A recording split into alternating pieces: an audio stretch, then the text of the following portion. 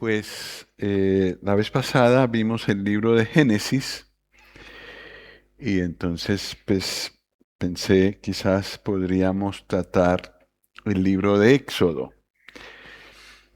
¿De qué trata el libro de Éxodo? A ver si me ayudáis así. La primera impresión que tenemos del libro de Éxodo es ¿cuál?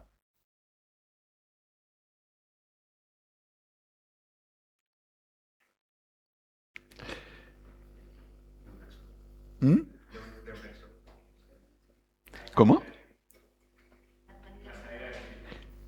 Éxodo significa salida y habla de la salida de Egipto. Muy bien. ¿Qué más?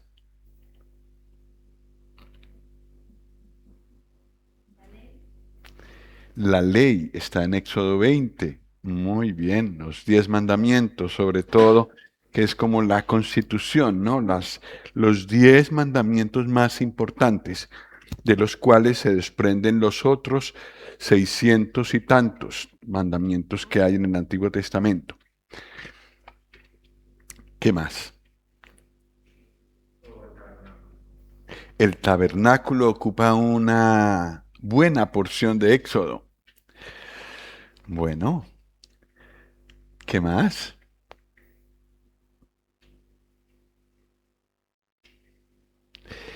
¿Dónde inicia, o mejor dicho, en qué parte de la historia de Israel se inicia Éxodo? En Egipto. ¿En qué condición? En un lugar muy especial de Egipto, atendidos como fue en el tiempo de José, como la flor y nata de la sociedad.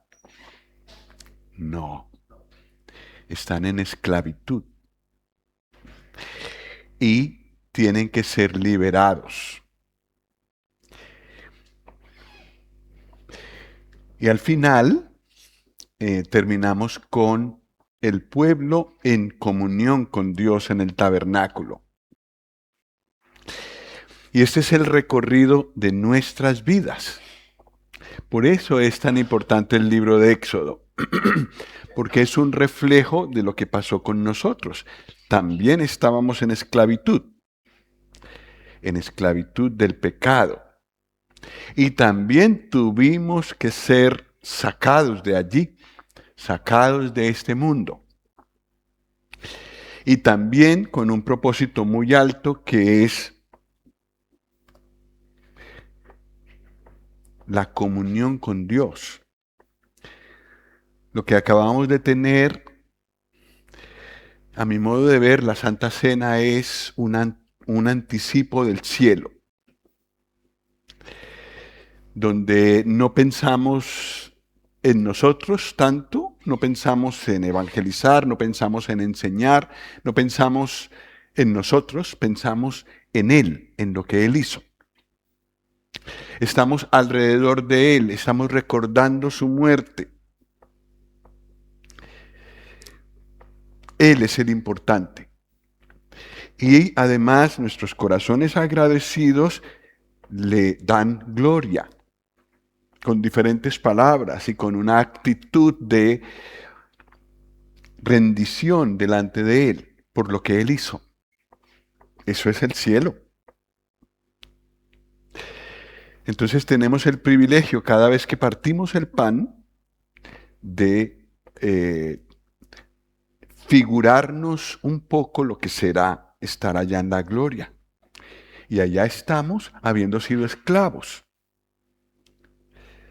Entonces el libro de Éxodo nos habla muy, muy al corazón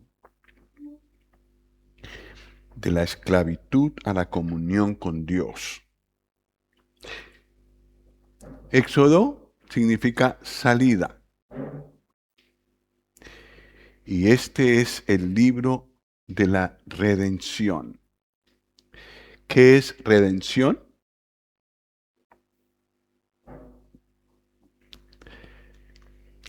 Nosotros estamos muy acostumbrados a esa palabra, pero el significado es muy profundo.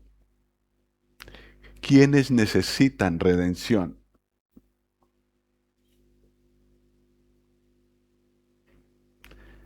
Los esclavos. Y eso pues no lo pensamos mucho, tampoco nos gusta mucho pensar en nosotros como esclavos, pero el hecho de que el pecado nos dominaba, nos llevaba a hacer lo que Él quería, el Señor Jesús lo llamó claramente esclavitud. El que hace pecado, esclavo es del pecado. Y entonces necesitábamos redención. Necesitábamos que alguien que tenía el poder, que tenía la riqueza para hacerlo, pagara el precio para rescatarnos del pecado. Y que el pecado no tuviera el dominio que tenía sobre nosotros. De eso habla el libro de Éxodo. Entonces el principio es, en Éxodo 1,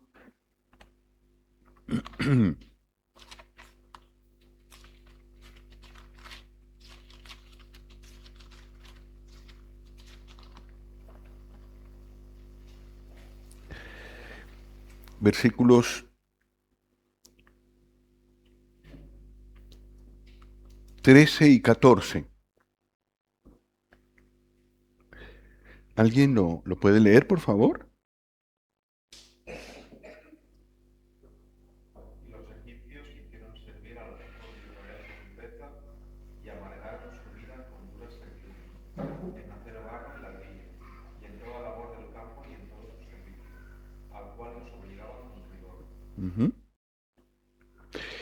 Sí, el tiempo de José, el tiempo glorioso, el tiempo de protección, el tiempo,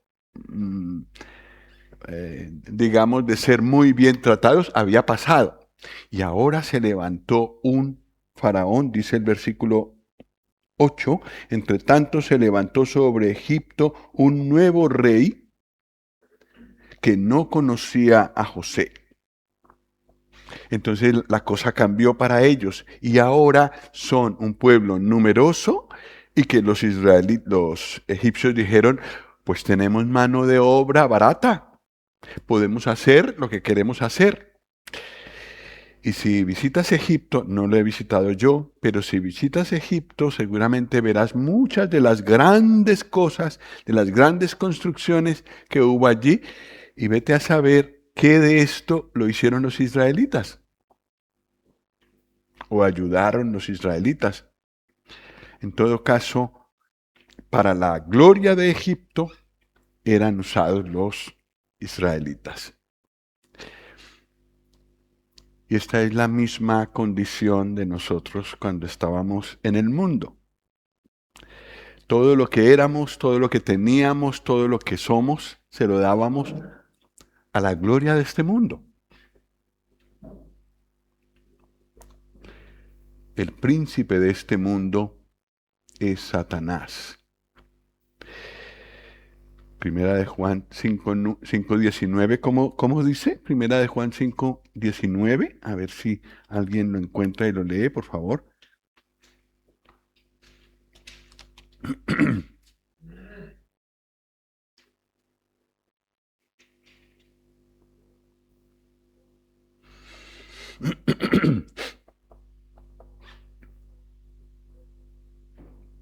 Sabemos que somos de Dios, y el mundo entero está bajo el maligno.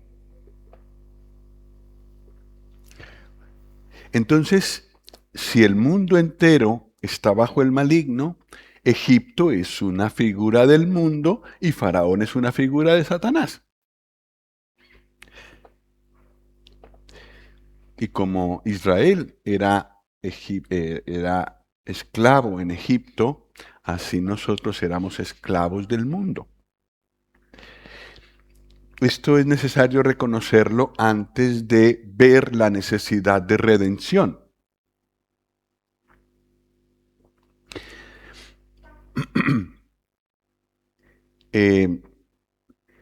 Después de ver la realidad de Israel, inmediatamente, es decir, en conexión con esto, con este estado de esclavitud que tenía Israel, enseguida aparece el nacimiento del libertador, el que el Señor usará para la liberación de este pueblo, que era muy, muy grande, un pueblo muy grande.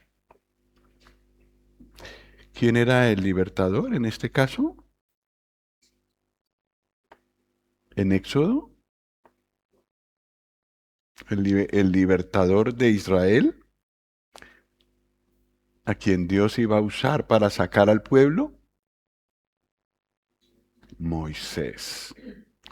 Y toda la formación, toda la preparación de Moisés está en los primeros capítulos de Éxodo. Es curioso que en Éxodo, es curioso de la vida de Moisés, su división de vida, son 120 años de vida en 3 partes bien marcadas. 40 años en Egipto, 40 años en Madián, detrás de las ovejas del suegro. Ya vamos por qué edad? 80 años. Y luego, a los 80 años, se presenta delante de Faraón. Por 40 años, Moisés sacó el pueblo de Egipto y lo guió por todo el desierto. Qué curioso, ¿no? A los 80 años empezar su ministerio. Pero, bueno, quizás para nosotros no tenga que ser a los 80 años. Espero que no. Bueno, para el Señor Jesús fue a los 30 años. Pero los tiempos de la vida de Moisés nos traen enseñanza a nosotros. No fue que inmediatamente pudo, ya sacó al pueblo. Tenía que ser formado. Y nosotros con nuestro servicio, cuando queremos servir al Señor, también necesitamos formación. Y normalmente todo lo que el Señor permite en nuestra vida sirve para nuestra formación. Por eso es instructivo ocuparnos un poco de Moisés. ¿Cómo nació Moisés? ¿En medio de qué circunstancias? Éxodo 2, del 2 y 3. Bueno, podríamos leer desde el 1 al 3. ¿Alguien me ayuda?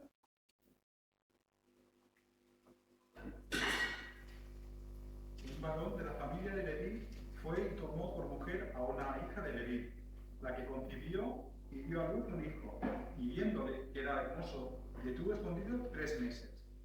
Pero no pudiendo ocultarle más tiempo, tomó una arquilla de juncos y la calafateó con asfalto y brea, y colocó en ella al niño y lo puso en un cabezal a la orilla del río.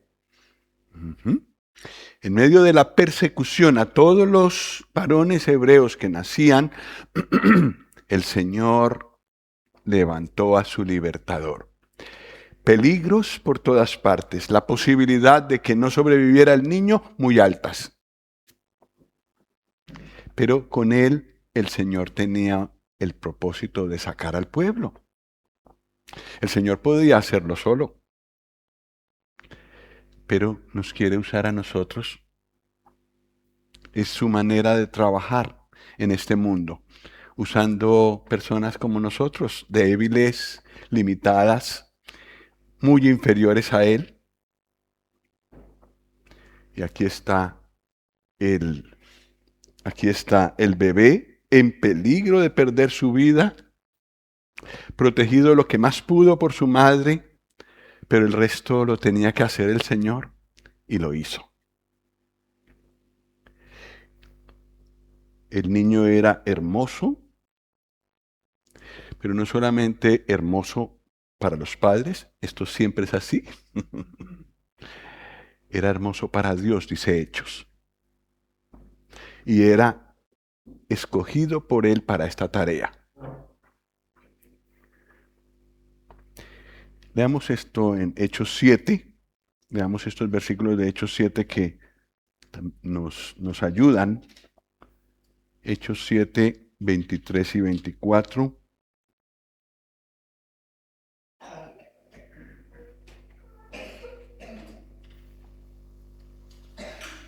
No, perdón. El 23 y saltamos al 30.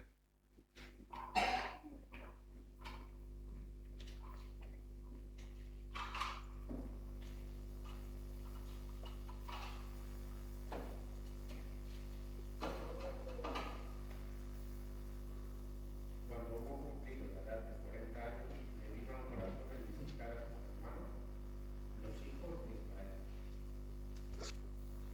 Pasados 40 años, un ángel se le apareció en el desierto del monte Sinaí, en la llama del fuego de una zarza. Así, a los 80 años le apareció el ángel del Señor en una zarza, ¿no? Entonces, un nacimiento milagroso. Sí, Moisés es figura del Señor Jesús, nuestro libertador, nuestro redentor. Y también, pues, nuestro Señor también nació milagrosamente. Pero bueno, vamos a mirar el llamado de Moisés. Vamos a hacer así como hacíamos en las Paules, que empezamos por aquí así. ¿Sí? Bueno. Éxodo 3, versículos 10 al 12. Pues, adelante. Ven, por tanto, ahora y te enviaré a Faraón, para que saques de Egipto a mi pueblo, los hijos de Israel. Entonces Moisés respondió a Dios: ¿Quién soy yo para que vaya a Faraón y saque de Egipto a los hijos de Israel? Y él respondió: Ve, porque yo estaré contigo, y esto te será por señal de que yo te he enviado. Cuando hayas sacado de Egipto al pueblo, serviréis a Dios sobre este monte. Dios llamó. Moisés no se vio en ese papel. Yo no soy digno. 40 años antes, él sí se sentía fuerte y suficiente para lo que fuera. Pero ahora ha aprendido, después de estar apacentando ovejas, que él no era, después de todo, tan brillante como pensaba, tan poderoso como pensaba. Ahora, a los 80 años, supongo, no tengo todavía esa edad, pero supongo que a los 80 años uno siente su debilidad, más que cuando uno tiene 60.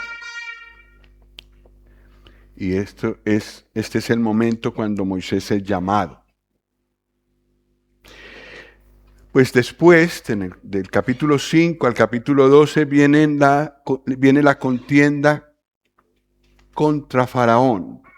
Primero, llegar Moisés al pueblo y decirles: el Señor me habló, y ser creído por ellos.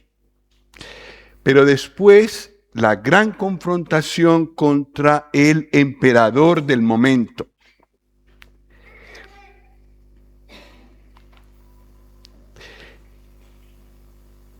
Bueno, no me acuerdo si lo hemos estudiado, pero hemos visto cómo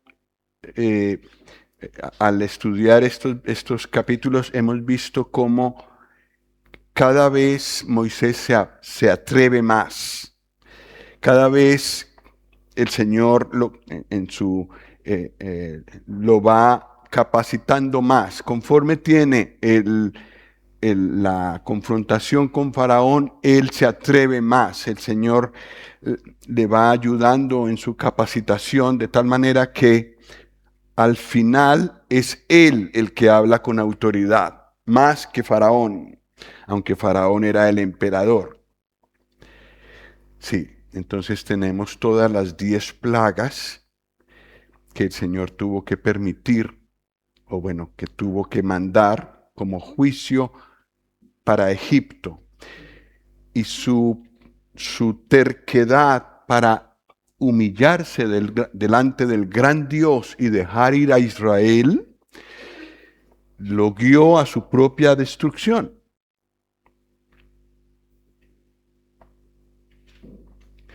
Sí. El faraón es una figura de Satanás, hemos dicho.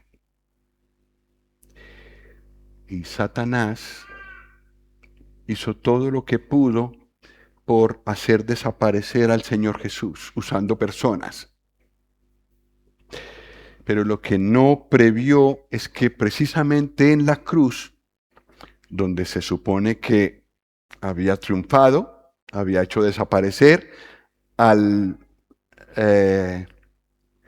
su gran enemigo, allí fue donde sufrió su derrota definitiva. Lo mismo pasó con Faraón. En su resistencia al Dios verdadero, en su resistencia continua al Dios verdadero, encontró su ruina. Finalmente entonces llegamos al gran capítulo de la redención, Éxodo 12.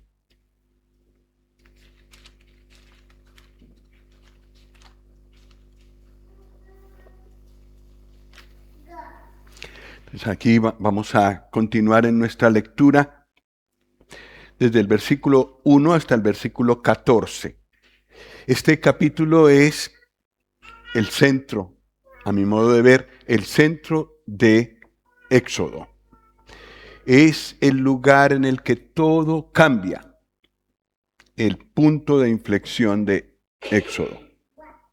¿Leemos? ¿Dónde íbamos?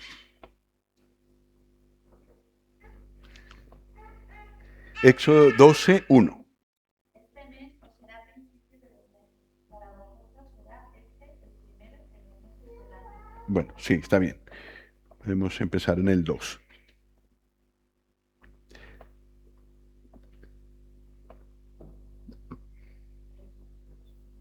¿3? Toda la congregación de Israel diciendo: en el 10 de este mes tómese cada uno un cordero según las familias de los padres, un cordero por familia.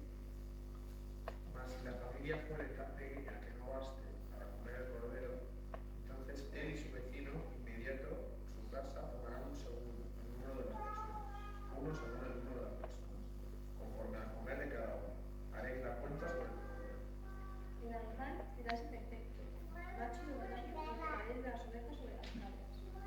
Y lo guardaréis hasta el día 14 de este mes, y lo inmolará toda la congregación del pueblo de Israel entre las dos tardes.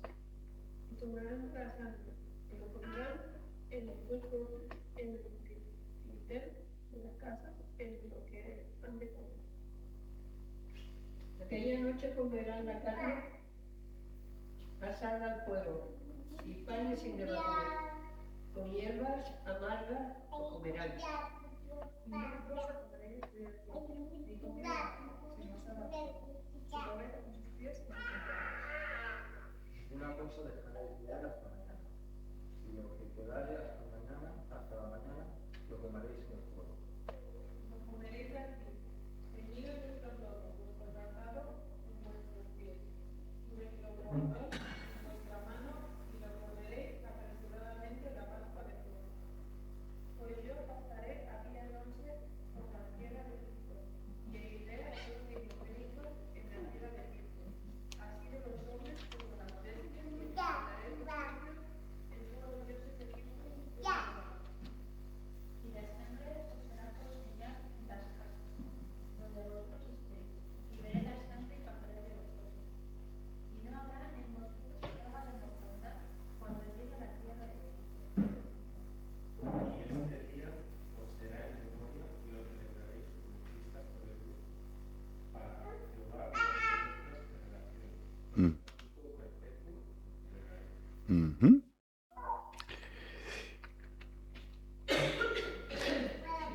Los israelitas no eran mejores que los egipcios. Por eso era necesario un cordero. Era necesario que en cada casa se sacrificara un cordero. ¿Qué se hacía con la carne?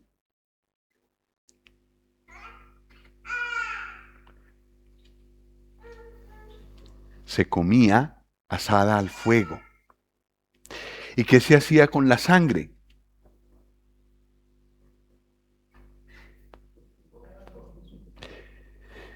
Tenía que ponerse en los postes y en el dintel de la puerta de fuera para evitar que el ángel que iba a ejecutar su juicio definitivo sobre Egipto entrara y matara al primogénito en cada casa.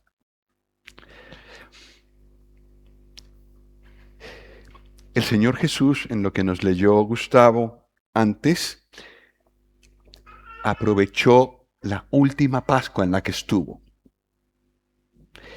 Y estaban estos dos elementos, pan y copa y vino. Es lo mismo que tenemos aquí. Y el pan, la comida, bueno, en el caso del cordero, la carne tenía que ser comida. Tenía que llegar a formar parte de la persona. La sangre tenía que ser puesta en lugar visible para que el ángel de la destrucción no entrara en esa casa. Y eso es una figura preciosa de lo que ha pasado con nosotros. Una persona que ve al Señor Jesús, lo ve por la fe, crucificado, y dice, Él murió por mí, murió por mis pecados. Los pecados míos fueron los que Él cargó y los que causaron que Dios derramara su ira sobre Él. La persona que come así del Señor Jesús, que se apropia de Él, que confía en su sangre para ser limpiado de sus pecados, esa persona es sacada del mundo, como pasó con Israel. Entre Israel y los egipcios no había diferencia, todos eran pecadores. Y la historia lo confirma, ¿verdad? Aún en Éxodo encontramos una sombra terrible en el pueblo de Israel. No eran mejores que los egipcios. La diferencia la hizo este cordero, que fue sacrificado en cada casa, que tuvo que dar su vida en cada casa.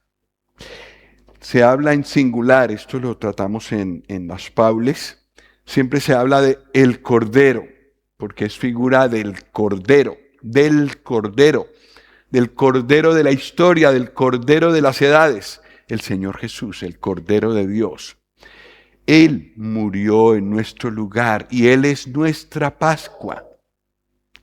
Y por eso hemos sido liberados.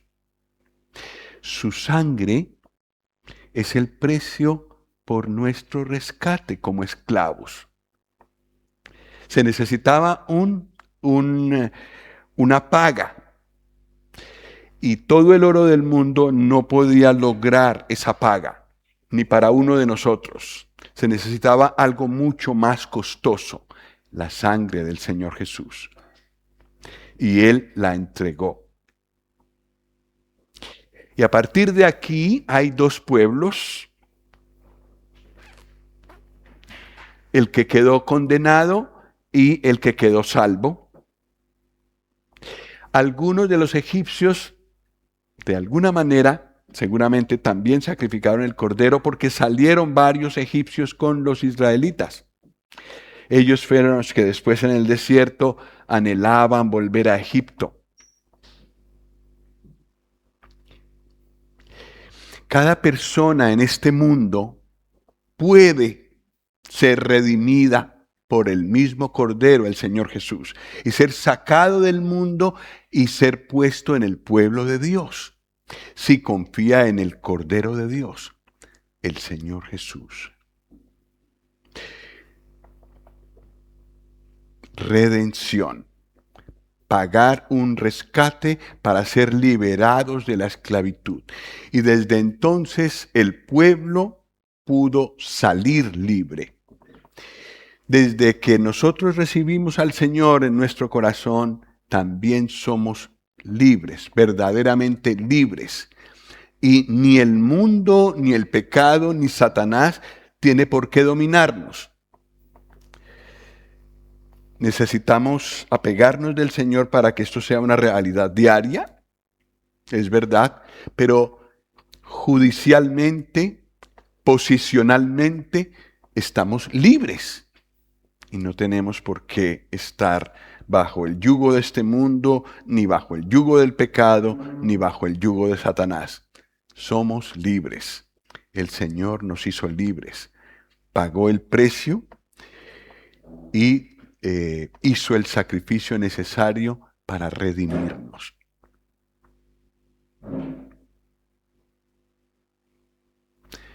Y ahora, cuando ha salido el pueblo de Egipto, capítulo 15,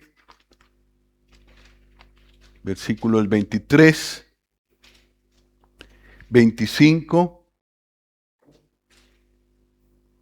27, 23, 25 y 27, para escoger algunos versículos, nos habla de algo que el Señor proveyó a este pueblo redimido. ¿Dónde íbamos?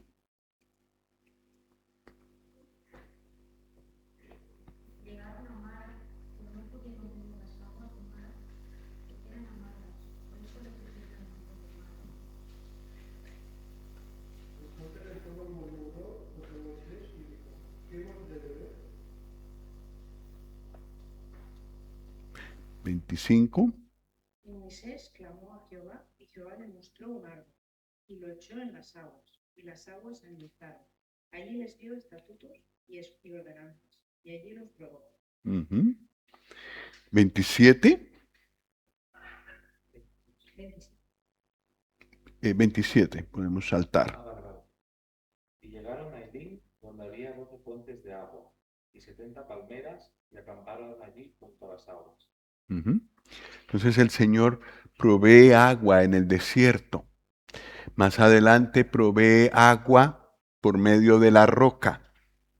Un desierto. Un desierto. No sé si aquí en España tenemos muchos desiertos, puede ser, ¿no? Un poco. Almería. Y sí, conforme sales hacia Aragón también, ¿no?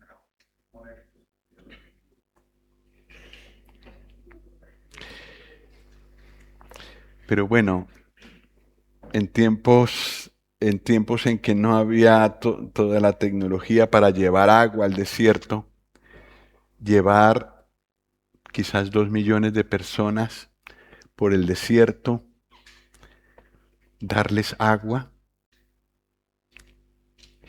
Y esto hizo el Señor. 40 años.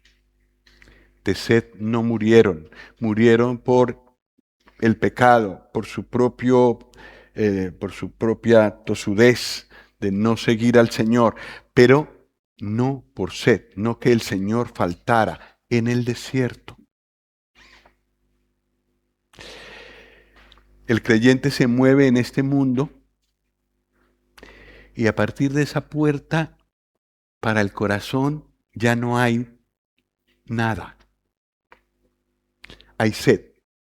Cuando estás afuera, en medio del mundo, en medio de las personas, tú no encuentras nada para el corazón. Hay sed. Sin embargo, los creyentes podemos recibir la bebida espiritual que necesitamos para calmar nuestra sed en el desierto, en este mundo, donde Satanás manda. Pero aquí podemos tener satisfacción de nuestra sed, la sed de nuestro corazón, en el Señor Jesús. Luego, Dios provee comida. Éxodo 16, 14 y 15, para escoger algunos versículos. Y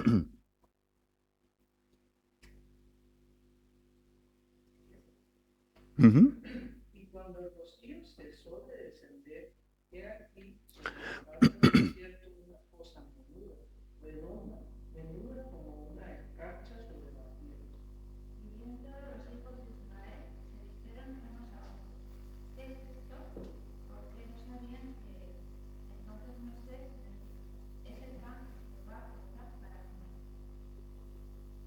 pan en el desierto para no tener hambre.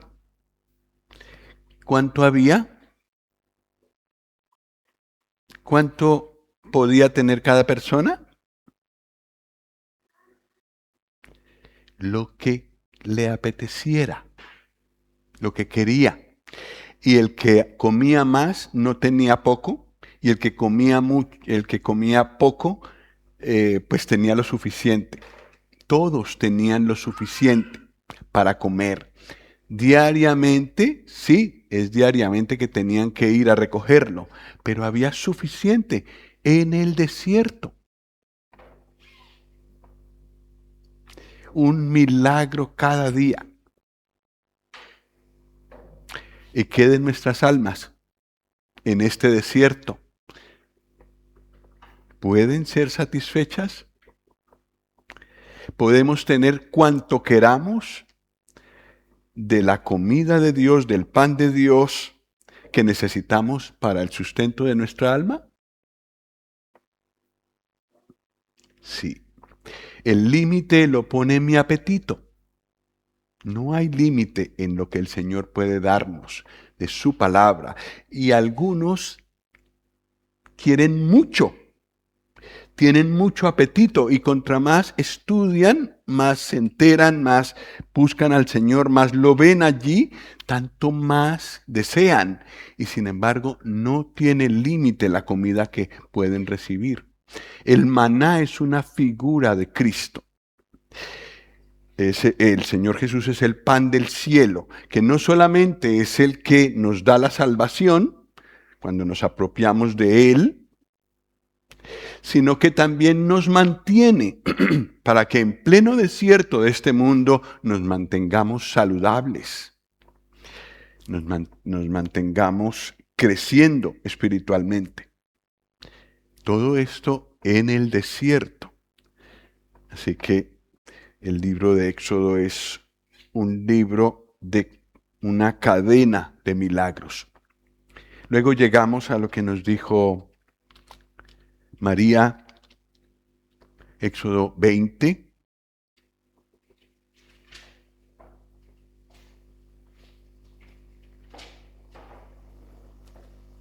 Suficientemente lejos de Egipto y ahora el Señor da sus mandamientos. Bueno, desde el 1 hasta el 17 van estos mandamientos, ¿no? Algunos son versículos cortos. ¿Los leemos? Creo que nos hace bien leer estos mandamientos. Éxodo 20, del 1 al 17. ¿Dónde íbamos? Y habló Dios todas estas palabras diciendo: Yo soy Jehová tu Dios, que te saqué de la tierra de Egipto, de casa de servidumbre. No tendrás dioses ajenos delante de mí. No te harás imagen de ninguna semejanza de lo que esté arriba en el cielo ni abajo en la tierra, ni en las aguas debajo de la tierra. No te inclinarás a ellas ni a las honrarás, porque yo, Jehová tu Dios, fuerte, celoso, que visito la maldad de los padres sobre los hijos hasta la tercera y cuarta generación de los que te aborrecen. Y hago misericordia a millares, a los que me aman y guardan mis mandamientos. No tomarás el nombre de Jehová tu Dios en vano, porque no dará promoción de Jehová al que tomare su nombre en vano. Acuérdate del día de reposo para santificarlo. 6 días trabajarás y harás toda tu obra, mas el séptimo día es el reposo para Jehová tu Dios. No hagas en él obra alguna. Tú, ni tu hijo, ni tu hija, ni tu siervo, ni tu criada, ni tu bestia, ni tu extranjero, que entre de tus puertas. Porque en 6 días hizo Jehová los cielos y la tierra, el mar y todas las cosas que en ellos hay, y reposó en el séptimo día. Por tanto, Jehová bendijo el día de reposo y lo santificó. Honra a tu padre y a tu madre, para que tus días se alarguen en la tierra que el Señor tu Dios te da. No matarás. No cometerás adulterio. No hurtarás. No hablarás contra tu prójimo falso testimonio. No codiciarás la casa de tu prójimo, no codiciarás la mujer de tu prójimo, ni su siervo, ni su criada, ni su buey, ni su asno, ni cosa alguna de tu prójimo. Ujú. Al pueblo que había redimido y sacado de Egipto, el Señor les da su palabra, sus mandamientos. A nosotros también el Señor nos ha dado su palabra, sus mandamientos. Y entre todos los mandamientos, ¿cuál es el que se subraya más en el Nuevo Testamento? ¿Cuál es el que más se repite?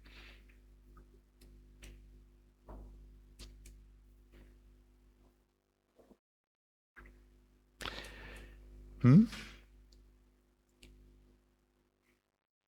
¿Cuál mandamiento es el que en el que el Señor hace énfasis en el Nuevo Testamento? Y hasta nos dice que es el resumen de todos los 17 versículos que hemos leído. Amar a Dios, esos son los primeros 4 mandamientos.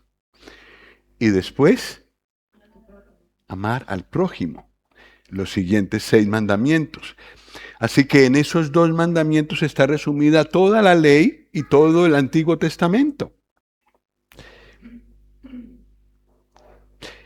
El amor era la base de esta ley y el amor es también la base de lo que el Señor quiere que nosotros hagamos en el Nuevo Testamento.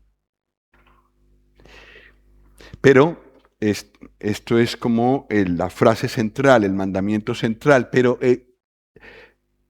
se ve de muchas maneras, con otros mandamientos, hijos de ese, como las leyes de Israel, todos los 600 y tantos mandamientos que hay en total, se desprenden de estos 10. Estos 10 son el centro, y luego vienen las especificaciones del amor al hermano y del amor al prójimo. También se desprenden en el Nuevo Testamento muchos mandamientos que están en todas las epístolas.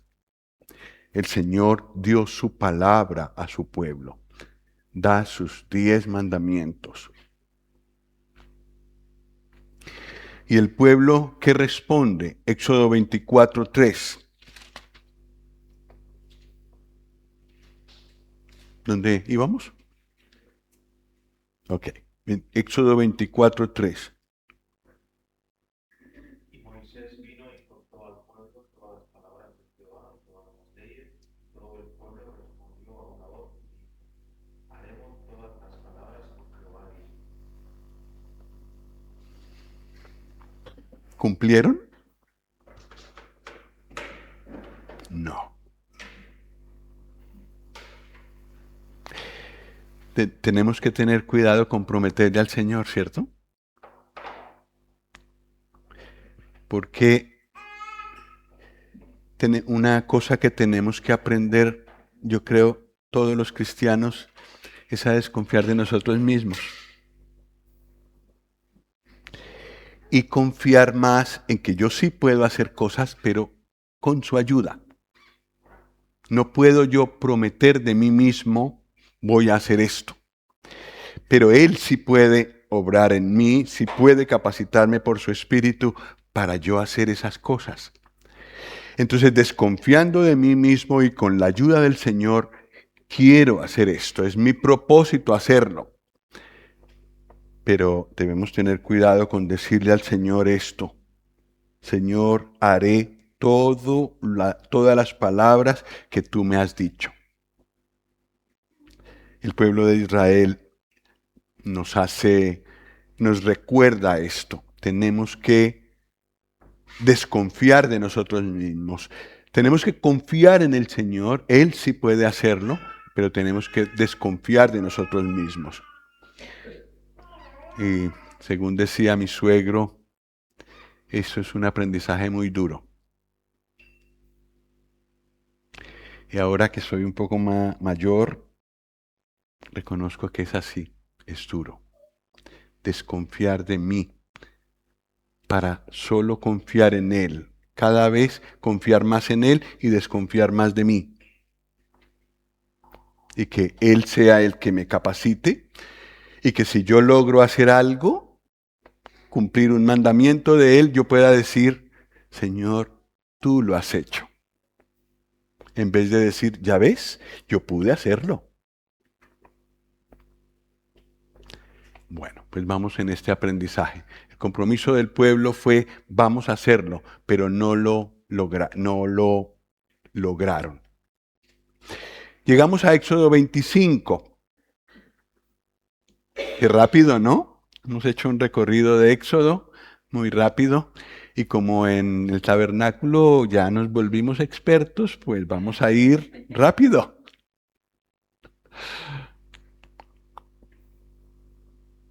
¿Qué era lo que Dios quería con el tabernáculo?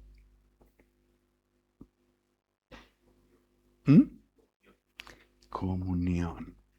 Pero un pueblo pecador, un pueblo infiel, un pueblo que no cumplió su promesa. ¿Con ese pueblo quería Dios tener comunión?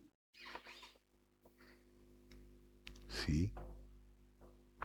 Hoy en día es lo mismo. ¿Quiénes somos nosotros? ¿De qué está formada la iglesia? ¿De personas débiles? ¿De personas que caen, que pueden caer fácilmente? Y sin embargo el Señor quiere tener comunión con nosotros. Y nos ha rescatado, nos ha sacado de este mundo con ese fin, de que tengamos comunión con Él. Y no solo cada 8 días, cuando estamos todos juntos, sino cada día. Y no solo en esta tierra, para siempre. Cuando pasemos de esta vida, cuando Él venga por nosotros y pasemos allí, allí también. ¿Quiénes habrá allí? Pecadores puros, a quienes el Señor ha redimido,